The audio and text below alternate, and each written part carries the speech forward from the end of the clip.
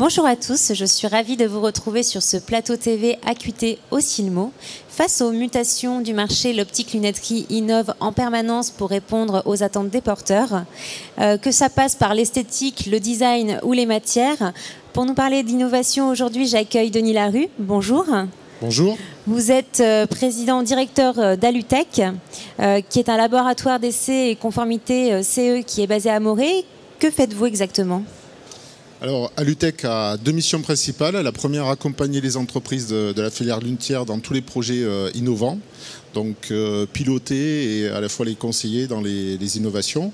Et la deuxième mission, c'est réaliser les vérifications de conformité CE sur tous les produits optiques, verres correcteurs, lunettes solaires, masques de ski et équipements de protection individuelle. Donc vous voyez passer beaucoup de produits dans votre laboratoire. Cette année, 5 sociétés ont été nominées dans la catégorie monture innovation technologique. Est-ce un bon cru ? Oui, effectivement. Cette année, on a effectivement des produits qui ont été retenus, qui montrent un caractère innovant marqué. Et comme vous allez pouvoir le voir dans la présentation qui va suivre. Très bien. Donc par quel produit commençons-nous ? Donc je vais commencer par justement un produit qui est technologique à proprement parler, puisqu'il s'agit de Inhuman, qui présentait une application en fait pour une lunette. Vous voulez que je vous tienne votre micro ? Voilà. Donc on utilise un téléphone portable sur lequel on a téléchargé une application que l'on lance. L'application s'appelle Find Me. Cette application permet en fait de retrouver ses lunettes lorsqu'on les a égarées. Bien évidemment lorsqu'on a le téléphone sur lui, mais elle est aussi réversible puisque si on a les lunettes sur soi, on peut aussi retrouver le téléphone. Donc là, on est dans la lunette connectée. Absolument. Donc c'est vraiment une application qui utilise la lunette comme un support, comme bon nombre d'autres applications peuvent aujourd'hui être développées dans ce cadre-là. Donc c'est vrai que ça constitue quand même un marché de niche aujourd'hui, mais ça reste quand même un élément porteur pour l'avenir. Donc je vais vous faire la démonstration. Oui, donc, bien on a en face de la caméra. L'application. Oui, d'accord. Je vais cliquer donc sur cette application qui va lancer en fait la recherche de la lunette. Voilà. Et on devrait... Alors nous sommes en direct, hein. Donc ça prend un petit peu de temps de le faire en live. Vous voyez qu'il y a un radar qui permet d'indiquer en fait la direction dans laquelle se trouve la lunette. Ça fonctionne dans un rayon de 50 mètres à l'intérieur, 150 mètres à l'extérieur. Donc le radar, c'est ces petites barres ici qui donnent la distance en fait à laquelle on se trouve par rapport à la lunette. Et si on lance l'application Find Me, on entend effectivement donc la lunette. Je ne sais pas si ça s'entend bien, qui bip. Je ne sais pas si on entend très bien. On entend bien. En tout cas, nous, on dit qu'en régie qu'on entend bien. Sonner. Voilà. Donc on l'arrête comme cela. Et donc ça marche également dans l'autre sens. Ça marche également dans l'autre sens, c'est-à-dire que si vous avez votre lunette, mais que cette fois vous avez perdu votre téléphone portable, vous avez une fonction, un bouton en fait sur la lunette qui permet, en appuyant dessus, de faire sonner votre téléphone et donc de le retrouver toujours dans la même distance, la même zone de 50 mètres à l'intérieur et 150 mètres à l'extérieur. Alors on voit également là des photos à l'écran. Ça fonctionne par système Bluetooth ? Oui, c'est ça, c'est un système en fait Wi-Fi sans fil qui fonctionne sur batterie. Donc des batteries ont une durée de vie de 6 mois, mais on peut changer facilement en fait les piles puisqu'elles sont dans la branche et en enlevant le capot en fait. Donc là oui, on voit la batterie à l'intérieur. Voilà. En enlevant le capot, on a la possibilité de changer les piles qui se trouvent donc ici. Donc au bout de 6 mois, c'est le système qui est à changer, on peut garder sa monture. Absolument, il n'y en a que les piles à changer et vous avez un indicateur de charge de batterie sur l'application qui vous dit quand il faut changer les batteries. Qu'est-ce que c'est comme sorte de pile ? Oh, c'est des piles classiques, des piles plates, donc je peux essayer de le sortir. Ça a l'air de ressembler aux piles d'appareils acoustiques. Alors, j'ai la chance de ne pas avoir d'appareil acoustique, donc je ne peux pas vous le confirmer. Mais en tout cas, c'est des piles classiques que l'on trouve dans des applications électroniques. Donc, vous voyez, c'est ces petites piles ici. On le voit bien à l'écran, oui. Voilà, que l'on change au bout de 6 mois. C'est bien abouti. Moi, j'ai quand même une question. Est-ce vraiment utile pour le consommateur aujourd'hui ? Alors, pour les personnes étourdies, et ça c'est d'ailleurs le dossier du fabricant, c'est effectivement une application utile. Quand on n'est pas un porteur de lunettes en permanence, on a toujours du mal à les retrouver parce qu'on les a posées à différents endroits et pas forcément toujours au même endroit. Donc, en ayant son téléphone sur soi, et aujourd'hui de plus en plus de personnes ont un téléphone portable, il est donc facile ensuite de retrouver ces lunettes. Alors, effectivement, c'est une application qui aujourd'hui concerne un certain nombre de personnes, mais ce qu'il faut voir et ce que le jury en fait a retenu, le jury du Silmo d'Or, c'est que c'est la possibilité de développer d'autres applications. Et donc c'est la reconnaissance de l'utilisation en fait d'une monture de lunettes pour être utilisée comme support d'autres applications. Et il y a effectivement des applications possibles qui utilisent de l'électronique embarquée sur les montures. De quelle sorte ? Quelle application peut-on imaginer à l'avenir ? Alors, il en existe un certain nombre dont je suis au courant, mais malheureusement, je ne peux pas vous parler parce qu'elles sont encore en développement et il y a de la confidentialité. Mais vous avez dû pouvoir voir déjà sur Internet des lunettes GPS, par exemple, qui vous permettent de vous diriger. Vous avez des lunettes qui permettent aussi d'avoir certains capteurs physiologiques. Voilà, donc il y a des possibilités effectivement d'utiliser la lunette. Comme j'ai dit, c'est quand même une niche. Hein, c'est pas tout le marché qui va se transformer et qui va utiliser l'électronique embarquée, mais c'est quand même quelque chose d'intéressant et qui devrait perdurer, se développer à l'avenir. Et là, on est sur quelle gamme de prix ? Alors, ce produit sera vendu à partir de fin 2014 à 195 €, prix public. On a également une deuxième lunette connectée sur la table, donc avec Vision Technologies qui a sorti la Smart Frame. Est-ce que vous pouvez nous en dire 2 mots ? Bien sûr. Donc là, ce qui a été reconnu par le jury, c'est non pas la Google Glass que l'on connaît, et c'est pas le produit qui était présenté par Vision Technologies, c'est en fait la possibilité d'adapter des Google Glass qui ne sont en fait qu'un support avec un support, on va dire, qui repose sur les oreilles avec un support nasal. C'est de l'adapter à des personnes qui ont la nécessité d'avoir une correction. Donc pour tous les amétropes. Voilà. Donc pour eux, il est donc possible d'utiliser leurs lunettes de vue, désormais, avec la Google Glass. Oui, c'était la grande question quand Google a annoncé le lancement de ces Smart Glass. Est-ce que les amétropes allaient pouvoir les utiliser ? Et donc là, on voit qu'on a quand même une monture, une face intéressante avec des couleurs qui peut intégrer des verres correcteurs. Je voulais vous faire la démonstration, mais malheureusement, il y a les 2 vis.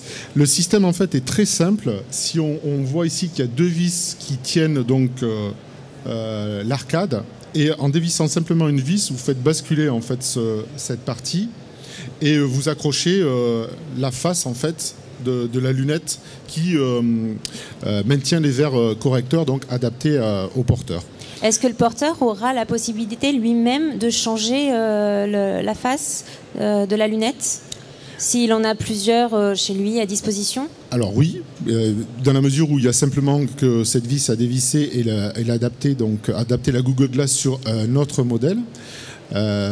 Évidemment, c'est spécifique à un porteur parce que, comme je l'ai dit, la société Vision Technologies développe les montures, typiquement donc la face.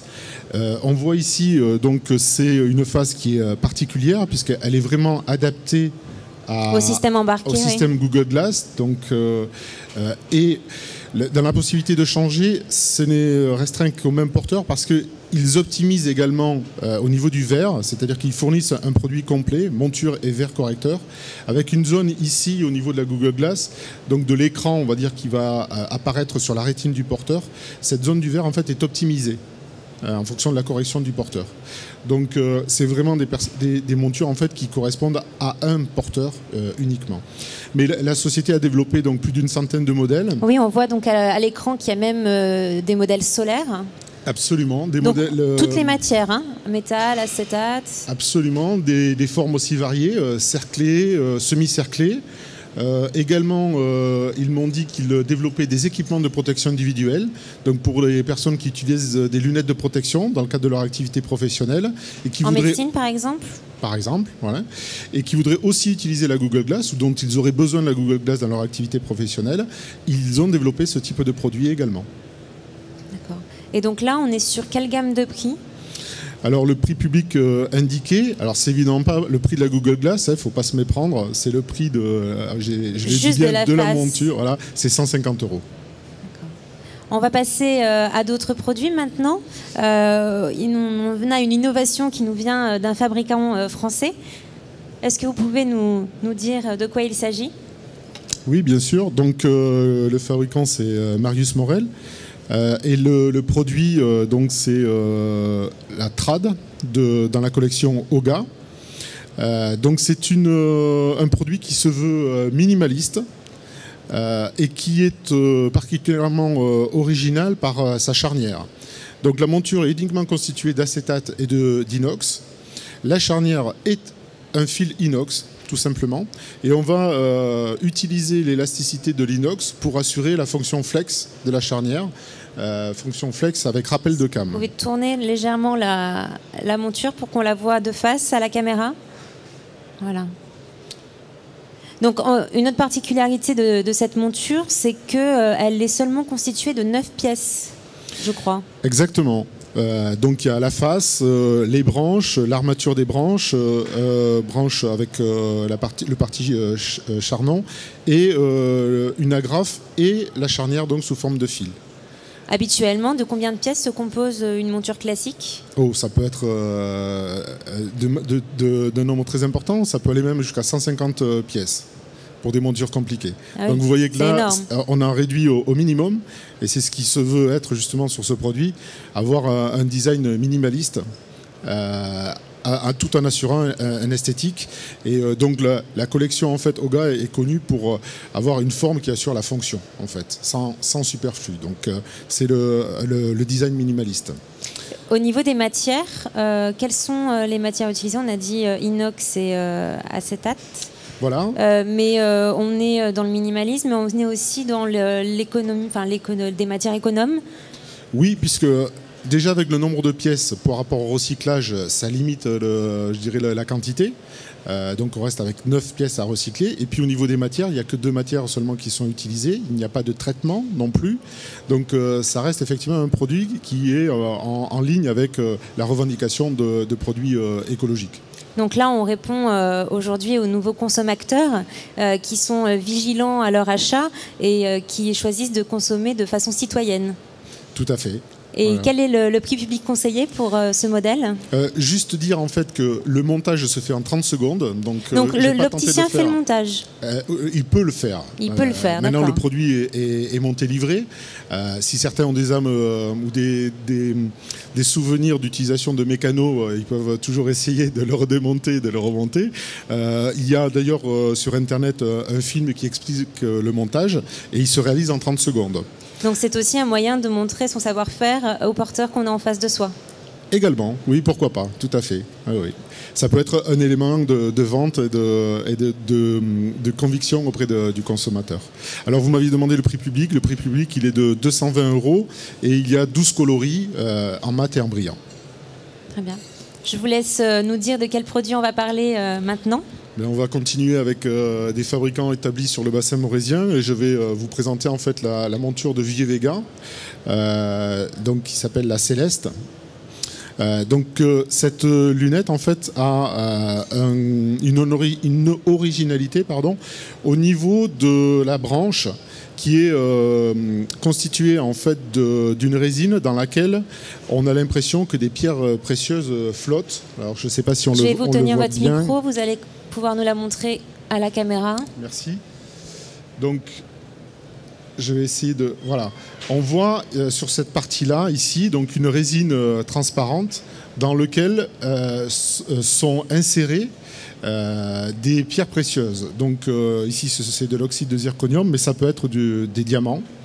Et l'intérêt technologique ici, c'est qu'il n'y a aucun positionnement en fait, de ces pierres. On a vraiment l'impression qu'elles flottent en fait, dans l'air. Et comme il n'y a pas on n'a aucun effet de toucher ou de relief sur la branche au niveau de la pierre. Hein. Absolument, les pierres sont vraiment insérées dans la résine. Donc il y a la branche et le tenon sont arasés de façon à avoir un raccord parfait. Et le fait que ces pierres-là en fait ne sont pas prépositionnées, ça donne un caractère unique à chacun des modèles puisqu'il n'y a pas de reproduction à l'identique. Et on a donc un objet qui s'apparente à un bijou, un objet d'orfèvrerie. Concrètement, quelle est la technique utilisée là par Vieux-Vega? Donc c'est une technique de alors c'est pas très accessible, je dirais. Ils veulent garder une certaine confidentialité sur cette technologie, mais le principe en fait c'est de mouler des pierres précieuses dans une résine transparente et de venir ensuite raboter la surface pour avoir un raccord parfait. Donc cette résine est coulée dans la branche, donc dans la partie métal. Et le travail, en fait, c'est surtout la finition qui donne ce rendu esthétique exceptionnel. Il faut savoir qu'en fait, en 1 heure, on ne fait que 3 branches. Donc il y a un très très gros travail de finition justement pour donner cette illusion de pierre flottante. Et là, donc, dans la collection, est-ce qu'on a des phases différentes, des branches différentes? Vous avez dit par rapport aux pierres, tous les modèles sont uniques, mais combien de références compte cette nouvelle collection? Alors là, vous me posez une colle. C'est pas les informations que j'ai eues. C'est pas une information dont je dispose. En fait, c'est un modèle, celui donc que je présente, qui est avec un traitement un micron palladium, 4,2 microns d'or. Il y a une déclinaison possible en oxyde de zirconium et en diamant. Voilà les informations dont je dispose. Et surtout, c'est un produit origine France garantie. Et donc ça, le fabricant tient absolument à le préciser. Je comprends que ça lui tienne à cœur. On est sur quelle gamme de prix? Donc là, le produit avec oxyde de zirconium est vendu au prix public conseillé de 900 €. Il nous reste encore un produit qui a été nominé dans la catégorie monture et innovation et qui a été même cette année le grand gagnant de ce Silmo d'Or. Donc le produit s'appelle SC3 de Morgenroth. De quoi s'agit-il? Alors ce produit a plusieurs originalités. La première qui est évidente et je dirais qui saute aux yeux, c'est que les faces de cette monture ont été réalisées en impression 3D. Donc c'est une technique qui en soi n'est pas inconnue puisqu'elle est utilisée dans les entreprises pour réaliser des prototypes. Le principe est de réaliser en fait du frittage par laser de poudre polyamide, donc une poudre plastique. On vient donc faire une agrégation de ces grains de façon à, par strate, constituer ensuite une matière et un design particulier. Ce que le public du Silmo d'Or dans la catégorie monture innovation technologique a retenu sur ce modèle, c'est plutôt son système de raccordement de la branche sur cette face. Alors, je vous en prie. Merci. Je vais sortir un verre parce qu'il faut, pour faire la démonstration, donc qu'il n'y ait pas de verre dans le cercle. Le système en fait est relativement simple. Il suffit de passer l'armature de la branche à l'intérieur ici du cercle et ensuite de sortir la branche. Donc voilà. Je suis désolé, je mets les doigts devant, mais là je vais pousser simplement la branche et elle va sortir de la face. D'accord. Voilà. Donc en fait on voit ici une encoche qui permet de faire ce raccord de branches.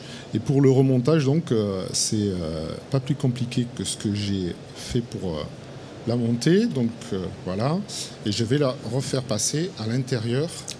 J'ai l'impression que c'est encore une monture en kit, finalement, un petit peu sur la même idée que Morel. Oui, alors là c'est réellement une volonté aussi du fabricant de pouvoir avoir des montures qui soient personnalisables. Et ça donne aussi la possibilité à l'opticien du coup de proposer des produits aux consommateurs qu'ils puissent personnaliser, puisque en utilisant donc la même face, il est possible après d'ajuster différentes branches ou inversement en fonction du design donc de la branche, adapter différentes faces. Et on voit en fait que le fabricant a conçu une déclinaison de faces. Donc elle s'assemble ensuite par des magnets. Donc on le voit ici, il y a la possibilité d'empiler des faces les unes sur les autres ou tout simplement de changer de face en le positionnant donc ensuite sur la face support. Donc ce qui permet effectivement de changer la forme de la monture très facilement. Voilà, donc c'est effectivement une volonté de personnalisation et c'est aussi ce qui a intéressé le jury du Silmo et qui a conduit à donner le grand prix, le Silmo d'or donc à ce produit. C'est cette possibilité-là donc de vraiment avoir une variation de produits et un montage simple de branches sur des faces diverses et variées. Donc là, on est sur quelle gamme de prix ? Alors, le prix public, il est de 300 à 320 €. Il y a 10 modèles différents au niveau des faces. Donc en forme ? En forme, voilà, c'est ça. En couleur aussi ? En couleur, il y en a 14 couleurs donc différentes. Donc nous sommes au 4e jour de ce Silmo 2014. Monsieur Larue, vous avez eu le temps de faire aussi le tour des différents stands et je crois que vous êtes venu avec 2 coups de cœur cette année. Oui. Donc le premier est la société donc Minima qui présente une nouveauté qui est la Sport 12. Alors merci. En soi, c'est pas une nouveauté puisque c'est un produit qui a déjà été nominé au Silmo d'or dans les années 2000. L'intérêt de cette lunette, et ce qui me plaît, puisque là je vais parler à mon nom personnel, c'est le système donc de fermeture des branches, donc les charnières, donc qui, comme je vous l'ai dit, a été breveté en 2000 et qui aujourd'hui n'a cessé d'évoluer. Donc c'est ce qui permet, on voit une lunette qui est particulièrement galbée, de pouvoir ensuite, par ce système astucieux de pliage des charnières, d'avoir un rangement minimum. Donc avec un packaging aussi. Elle arrive en fait à rentrer dans un étui qui est vous voyez, relativement plan et donc elle ne prend plus autant de place que la lunette lorsqu'elle est dépliée. Vous dites que la charnière a été brevetée il y a quelques années, donc qu'est-ce qu'il y a réellement de nouveau aujourd'hui avec cette monture ? Alors ce qui est de nouveau sur ce produit, c'est au niveau de la branche. C'est le fait en fait que la branche à l'intérieur a un dépôt céramique, donc réalisé par PVD. On voit donc c'est la partie brillante sous le surmoulage et l'élastomère. Et l'aspect donc céramique, c'est une technologie qui est réalisée donc par PVD, où on vient en fait vaporiser un métal et le combiner avec un gaz pour donner par exemple du nitrure de titane. Les céramiques sont des matériaux qui sont très résistants à l'abrasion et qui donnent aussi un aspect intéressant en termes d'esthétique. Là, combiné avec un élastomère, donc ça donne un produit avec une brillance et donc une esthétique intéressante. Avec ce genre de produit, Minima s'adresse à quel type de porteur ? Donc là, ce sont des lunettes qui sont utilisées, donc vous voyez au niveau solaire, donc dans la pratique de sport. Hein. Donc ce sont des produits aussi qui se veulent être d'un niveau de gamme relativement élevé. Quel prix public ? Alors le prix public, excusez-moi, j'ai pas tous les prix en tête, est de 220-250 €. Donc pour cette lunette solaire. Et donc là, je dirais que ça s'adresse à un public qui aime aussi la technologie, la technique, pour pouvoir apprécier ce système en fait de pliage des branches. Il faut aussi des personnes qui soient relativement minutieuses, puisque les branches viennent se replier sur les verres. Heureusement, elles sont recouvertes d'élastomère, donc elles ne risquent pas d'abîmer le verre. Ça reste quand même fragile ? Ça reste un produit, on va dire, qui nécessite un certain soin. C'est un produit donc de qualité qui est relativement précieux, je dirais, et dont il faut effectivement prendre soin. Alors, vous avez également un deuxième coup de cœur ? Oui. De quelle monture s'agit-il? Alors, le deuxième produit que je souhaitais vous présenter, c'est la lunette Legend 66. Donc, elle est ici. Là, vous avez donc son étui qui est aussi relativement original puisqu'il permet de se plier complètement. Donc, il ne prend pas de place ensuite dans la poche. Je vais vous tenir votre micro. S'il vous plaît. Pour vous présenter donc cette lunette. Alors, ce que j'ai trouvé très intéressant sur cette lunette, c'est l'association en fait de matériaux. Vous allez voir en fait qu'elle est constituée de différents matériaux qui, chacun pris à part, est une prouesse technologique. Donc, les fabricants lunettes Gracier ont souhaité rendre hommage donc à la croix, au ski, et sont partis sur un système d'assemblage de matériaux de type sandwich. Donc on a sur le dessus ici une barre en titane qui vient assurer en fait l'aspect flex de la lunette. Ensuite, sur le devant est montée une face en magnésium. Donc le magnésium, c'est un matériau qui est très léger. Il est à peine plus lourd que le plastique et il est plus de 2 fois plus léger que le titane, par exemple. Donc c'est un matériau qui est résistant. Et ensuite, ce qui est aussi intéressant, donc là aussi on retrouve le magnésium là, au niveau de cette partie supérieure de la branche, temporale de la branche, c'est qu'on a dans la branche aussi, on le voit, de la fibre de carbone. On voit aussi que les branches sont droites pour permettre d'être portées sous un casque de ski. Et l'intérêt donc de la fibre de carbone, c'est cette matière reste flex même à des températures de moins 20 degrés. Donc c'est un produit sophistiqué. Voilà. On voit d'ailleurs une vidéo là à l'écran qui le met en situation. Et là, on a le détail donc des différentes matières et pièces utilisées. Merci.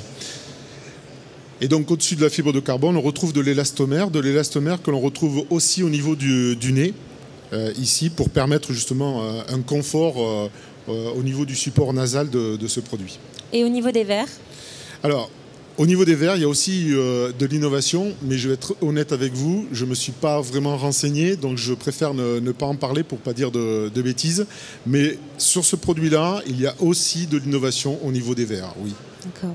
Là, on est sur un produit plutôt haut de gamme, hein, avec la croix. Oui, c'est un produit qui est plutôt haut de gamme, donc la Solar est vendue à 490 €, mais il existe aussi une déclinaison de ce produit-là en optique, et le prix public est de 390 €. Et ben en tout cas, Monsieur Larue, merci beaucoup d'être venu nous présenter votre sélection de montures avec beaucoup de cœur. On vous retrouve dès 14 h pour une émission consacrée aux équipements de sport. Merci. Merci.